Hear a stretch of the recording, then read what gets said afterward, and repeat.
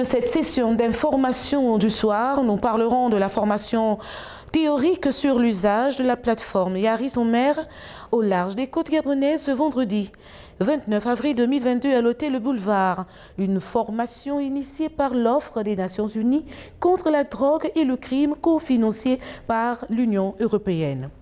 Nous parlerons de santé avec le représentant de l'Organisation mondiale de la santé, Inoua Aboubakar, qui invite les populations à vacciner leurs enfants contre le paludisme. Enfin, en religion, avec le révérend pasteur Gustave Mbenje, qui invite également les femmes, cette fois-ci à se débarrasser des fétiches bibliquement appelés les feux étrangers qui perturbent leur foyer.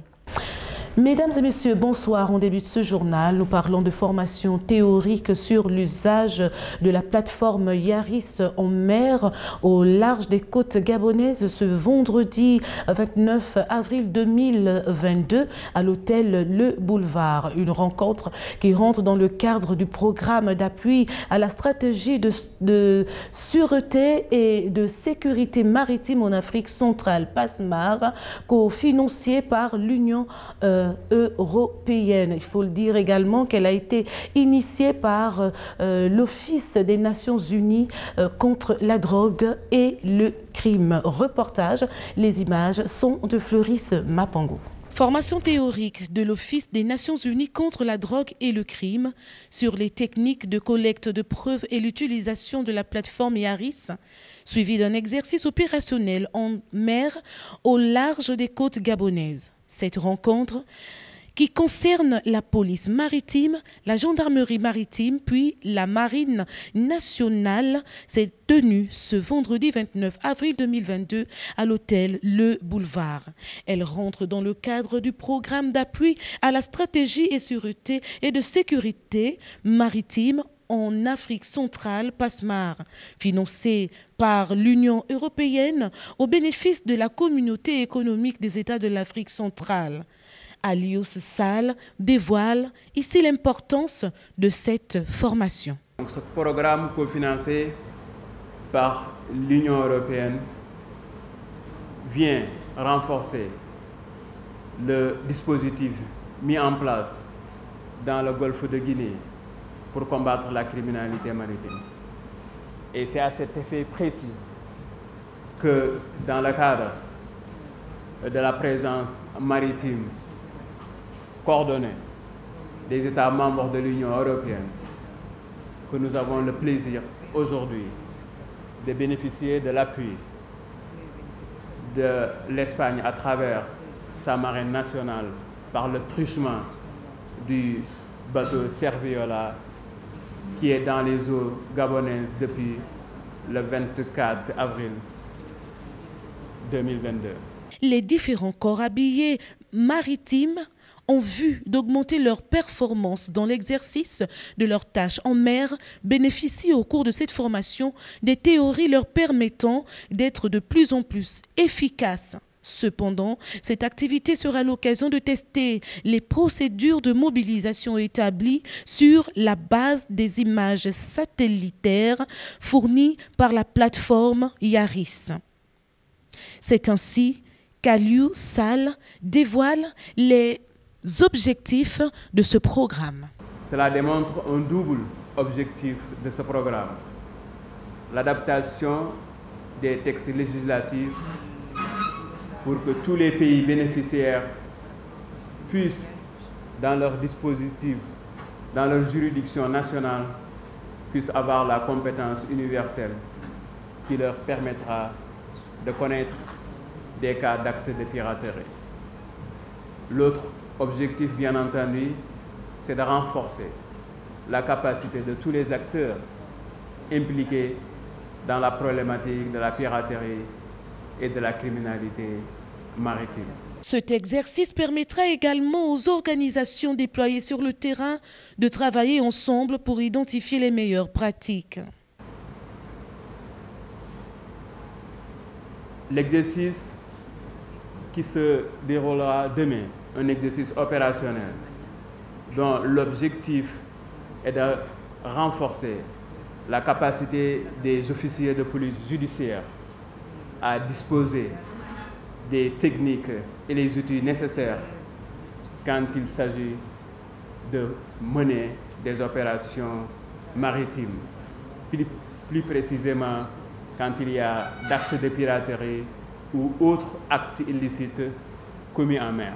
L'Office des Nations Unies contre la drogue et le crime, dans le cadre de plusieurs de ces activités, assiste les États de l'Afrique de l'Ouest et centrale à joindre leurs capacités et compétences en matière de lutte contre la criminalité maritime, la traite des personnes et le trafic illicite des migrants par terre, mer et transnationale. Alors en off, un des experts présente l'efficacité de la plateforme Yaris. Nous l'écoutons d'ailleurs au micro de Floris Mapango. Par exemple, nous pouvons travailler en local. Je prends l'exemple. Si nous avons ici la police par exemple, la police maritime veut travailler seulement dans la police. La police peut travailler sans pourtant que la marine voit ce que fait la police. Yaris peut travailler au zonal, donc la zone qui nous concerne ici c'est la zone D. Et Yaris peut travailler en interrégional. Donc, on prend les centres de la zone CEAC, de l'espace CEAC, et les centres de l'espace CEDEAO, y compris le CIC. Voilà, nous reviendrons sur ce sujet dans les tout prochains jours lors de nos prochaines éditions d'information du soir. Voilà, c'est au cours de la journée mondiale de lutte contre le paludisme que le représentant de l'Organisation mondiale de la santé OMS, Inoua Aboubakar, a invité les populations à faire vacciner leurs enfants. Nous les écoutons, on va dire nous l'écoutons dans ce reportage. Les images sont de Floris Mapango. Le paludisme reste l'une des principales causes de maladies infantiles et de décès en Afrique subsaharienne. Plus de 260 000 enfants africains âgés de moins de 5 ans meurent de ce fléau chaque année. C'est ainsi que l'Organisation mondiale de santé optera pour le vaccin antipaludique pour freiner la transmission du paludisme. Au Gabon, lors de la journée mondiale de lutte contre le paludisme, son représentant parle de l'importance du vaccin contre cette maladie. L'innovation cette année, c'est l'utilisation à grande échelle du vaccin RTS-S pour vacciner les enfants de moins de 5 ans et les protéger ainsi parce que ce sont eux qui ont le plus lourd fardeau dans cette pandémie. Ce vaccin a été utilisé à très large échelle dans 3 pays de la région africaine, notamment le Ghana, le Malawi et le Kenya. Et aujourd'hui, l'OMS recommande à tous les États de déployer massivement ce vaccin pour protéger nos enfants. Une attention particulière faite par le représentant de l'OMS aux populations sur les moyens de prévention contre le paludisme de manière générale. L'utilisation à large échelle de la moustiquaire imprégnée d'insecticides à longue durée d'efficacité. Nous devons rendre l'accès universel. La pulvérisation intradomiciliaire, nous devons la reprendre et élargir son action. L'utilisation du traitement préventif intermittent chez les femmes enceintes est également une mesure que nous devons amplifier et continuer à surveiller.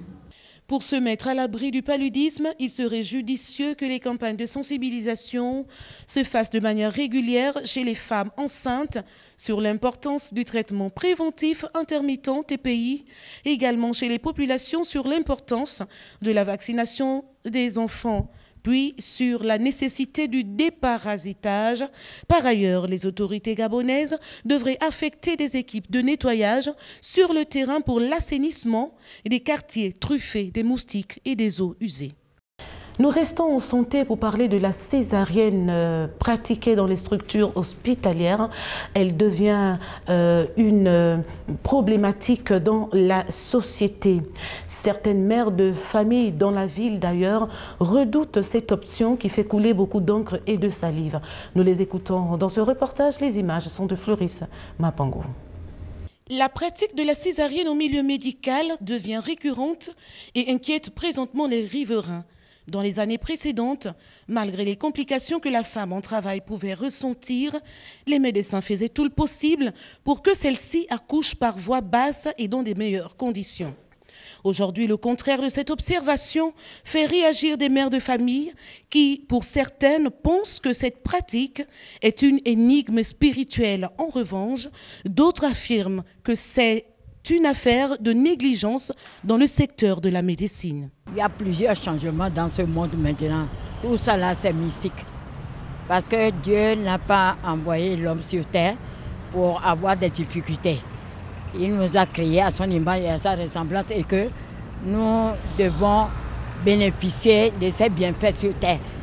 Quand il y a des complications comme ça, moi, ça m'étonne. Moi, j'ai fait 11 enfants.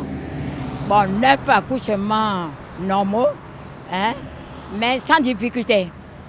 Et j'ai 70 ans aujourd'hui. Alors, ces complications, je ne sais pas comment ça se passe dans des familles. Il y a des familles qui sont sujets à ces complications. Mais moi, je vois que c'est spirituel, c'est de la sorcellerie en quelque sorte. Faire de sorcellerie, moi, je dis peut-être que c'est la médecine ou bien la gynécologie qui s'est affaiblie ou passé. Pour moi, peut-être qu'ils ne fournissent plus un effort comme avant. La césarienne, devenue une mode courante dans les hôpitaux publics et privés, est au cœur des réflexions chez les populations. C'est vrai que nous remarquons que la césarienne est beaucoup plus pratiquée par les médecins de nos jours. Mais bon, ils nous donnent des explications comme pour dire que c'est à cause du col qui est trop fermé ou bien l'enfant qui est trop gros. Mais bon, si on pourrait diminuer le taux de césarienne au Gabon, ça arrangerait beaucoup de femmes. Dans les années 1960 à 1979, surtout dans les milieux ruraux, la césarienne n'était pas connue. Pourtant, les femmes à cette époque accouchaient promptement avec l'aide des médecins. En outre, le corps médical est invité à aller en profondeur dans sa recherche scientifique. Et du coup, les soins premiers ne sont pas suivis. Donc du coup, on ne peut pas déceler si l'enfant est bien positionné ou si l'enfant n'est pas bien positionné. Et bon, ça rentre aussi dans plusieurs domaines tels que la précarité aussi. Ils ne fournissent plus des efforts, mais aujourd'hui, ils doivent revenir comme avant. Parce que nos parents, avant, n'accouchaient pas dans les hôpitaux. Eux, ils accouchaient au village, sans médecin, sans rien. Mais moi, je voudrais dire à nos médecins de fournir au moins un effort, que nous ne puissions plus passer par césarienne. Certes, la césarienne est régulièrement exécutée dans les structures hospitalières, mais il n'en demeure pas moins que cette pratique a sauvé plusieurs femmes et leurs bébés dans des salles d'opération. Alors, suite à ces différentes interventions sur la césarienne, Madame Edwige Ozouaké, sage-femme du centre de santé de Lalala dans le 5e arrondissement de Libreville, apporte des éclaircissements concernant les complications qui entraînent la césarienne. Nous l'écoutons dans ce reportage, image Floris Mapango. Une pratique médicale observée ces 10 dernières années lors des accouchements difficiles. Il s'agit de la césarienne, qui est une intervention chirurgicale permettant de faire accoucher une femme en pratiquant une incision dans l'abdomen et l'utérus. Madame Edwige Ozouaké, sage-femme au centre de santé de Lalala, explique la nécessité de procéder par la césarienne. Il y a des femmes qui, dès leur naissance, qui ont été nées comme ça, qui sont nées comme ça, avec des bassins, des petits bassins, qu'on appelle des bassins rétrécis. Ces femmes, elles peuvent suivre leur grossesse normalement, mais à la fin de la grossesse, elles seront programmées pour la césarienne. De manière générale, les médecins optent pour la césarienne lorsque les conditions chez la mère ou chez l'enfant ne sont pas favorables à un accouchement par voie naturelle. Il peut arriver qu'une femme suit également bien son enfant, sa grossesse, mais à la fin, elle se trouve avec un gros bébé par rapport à son bassin. on va programmer à la césarienne. Il peut arriver qu'une femme également suit bien sa grossesse. Vers la fin de la grossesse, la tension survient et pour éviter les complications par rapport à la tension, on est obligé de césariser dans le ventre. Si un bébé est positionné transversalement, là d'emblée, c'est une césarienne.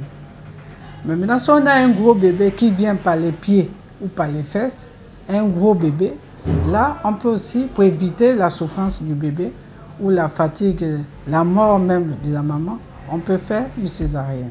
Ajouté à ces facteurs s'ajoute la négligence de certaines pendant la période de grossesse. Maintenant, il peut arriver aussi des femmes qui ne suivent pas bien les grossesses. Vers la fin viennent, le bébé est déjà en train de souffrir. Le bébé souffre, elle-même elle vient, elle n'a pas des examens, elle est mal à un point, ou des fois elle est anémiée, une anémie sévère. On est obligé de vite faire sortir l'enfant pour sauver le bébé. Exécution de la césarienne, une étape aussi difficile pour ces femmes. Ces dernières qui devraient sans nul doute être à l'écoute de leurs médecins dans les premières semaines de la grossesse. Certaines femmes obtiennent la grâce du mariage avec les fétiches, un héritage diabolique qui détruit les foyers. Alors, le pasteur Ambente de Brazzaville, lors d'une prêche, demande à la gente féminine de se libérer de tout ce qui les empêche de vivre le bonheur dans le mariage. Nous l'écoutons dans ce reportage. Les images sont de Floris Mapango. Elles sont nombreuses, ces femmes qui désirent être stables maritalement. Certaines sont à la recherche d'un homme pouvant les conduire à la mairie. Mais un constat observé dans ce monde, surtout en Afrique, la femme mariée ou non, au risque de perdre les privilèges de son conjoint, transporte des fétiches dans le foyer. Des fétiches bibliquement appelés des feux étrangers. Par conséquent, le révérend pasteur Ambente précise tout de même à la femme, en général, de se débarrasser des idoles pour vivre une vie pleine de bonheur. Quel est l'héritage que tu amènes dans ton foyer? Dans l'héritage, il y a l'éducation que tu as reçue. Il y a tout. Il y a l'héritage spirituel. Il y a tout ça. Tu amènes quoi? Parce que quand on se marie, bien aimé, on ne se marie pas pour que l'autre te rende heureux seulement. Tu te maries avec une personne que tu dois être capable de rendre heureuse. C'est toi qui dis, qu'est-ce que je dois faire pour rendre mon homme heureux? Mais on ne t'a pas épousé pour que tu sois un problème. À toute personne engagée, revoir ses fondements serait commode. Quand les fondements sont renversés, quand les fondements sont mauvais, même si tu es juste, tu ne vas rien faire. Tu pries beaucoup, mais à la maison, c'est le calvaire. Parce que les fondements ont été mauvais. C'est pour ça que dans cette affaire, si tu n'es pas encore engagé, c'est maintenant là qu'il faut prendre les choses au sérieux. Mais si tu es déjà engagé, je ne te dis pas de divorcer parce qu'on peut toujours réparer. Ce qui est bien avec Jésus, c'est que lui est le réparateur des brèches. Alléluia. Nul ne peut tromper Dieu. L'homme récolte ce qu'il aura sémé, à moins qu'il ait un cœur repentant.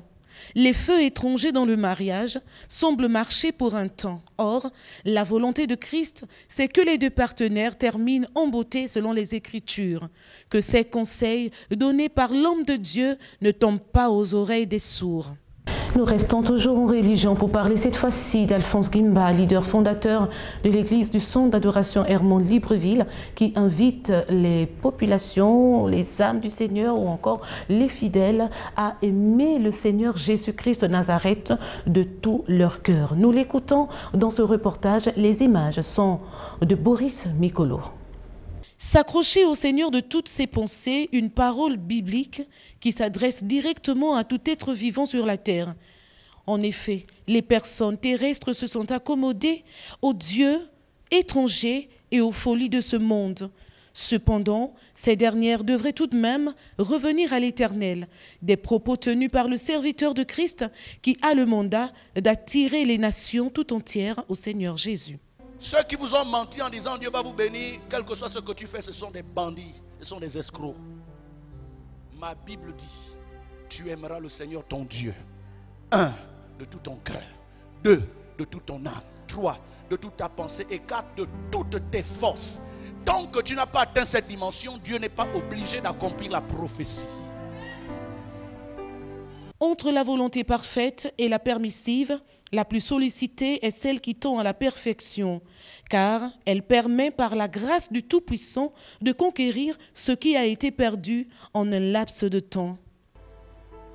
La volonté parfaite de Dieu te permet d'entrer dans ton miracle en un jour, là où les autres font 10 ans.